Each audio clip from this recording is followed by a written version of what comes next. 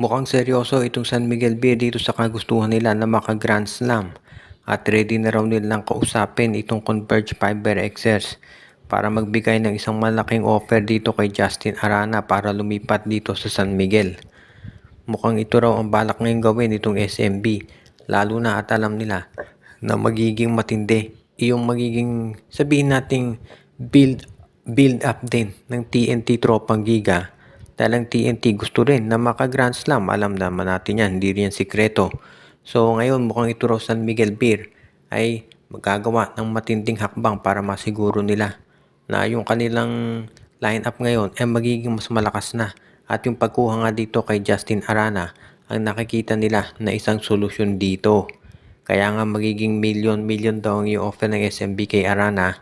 So ngayon ang magiging offer daw ng San Miguel 2 to 3 year contract dito kay Arana para lumipat dito sa SMB. Ang gusto ko sila San Miguel magkaroon sila ng isang center na magiging on standby lagi o magiging ready.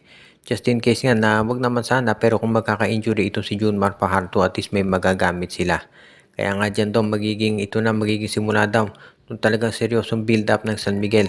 Bukod dito sa pagkuha kay Justin Arana ay naghahanap pa raw ng isang point guard ng SMB na maisasama dito sa kanilang roster. Kaya masasabi natin talagang mukhang matindi yung gagawin ngayon nitong SMB dito sa kanilang lineup. Kaya nga if ever na maging sabihin na nating matanggapin ni Arana yung offer, ang magiging usapan dito sino naman kaya yung magiging kapalit. Alam natin na itong si Justin Arana, very high ang value niyan. So naghahanap ngayon ang Converge ng pwedeng maging kapalit niyan talaga na kasing tulad na value. Baka si Motaw Tuwa at Geronte kinakailangan ibigay pareho ng San Miguel para lang mapapayag itong Converge Fiber Access na ganitong klaseng trade. Bukod dito sa San Miguel Beermen, hindi lang sila nagre-ready ngayon. Ito raw NLEX Road Warriors ay nakikipag-usap dito sa Rain or Shine Elasto Painters para magkaroon sila ng isang matindi na diskusyon kung paano sila magkakaroon ng mga palitan ng mga players. Ang gusto rin makuha nitong NLEX Road Warriors ay itong si Kit Datu mula dito sa Rain or Shine Elasto Painters. Pero syempre hindi naman yan basta-basta na lang ibibigay nitong si Coach Yeng Yao. Unless ang maging kapalit siguro itong si Brandon Ramirez. Yung kasing estilo at yung sabihin na nating attributes nitong si Ramirez ay parang pang extra rice kaya pwedeng pwede ito dito sa Rain or Shine Elasto Painters.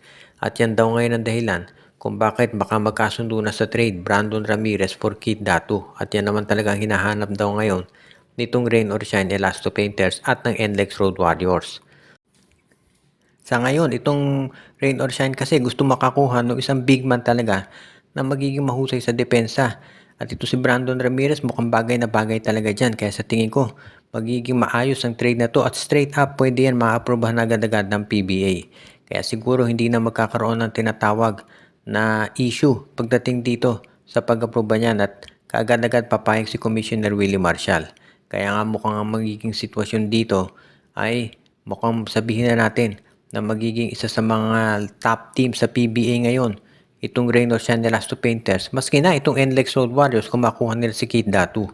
Understandable naman yan dahil ang dalawang koponan na to sila talaga ang medyo matindi yung gagawing build up sa mga darating na araw. Kaya nga kinakailangan masiguro nila na magiging maayos itong ganitong sitwasyon. At sa tingin ko, magdaling maaprobahan ang nasabing trade lalong-lalo na at kinakailangan dito ng Barangay Hineb ng NLEX na magpalakas talaga.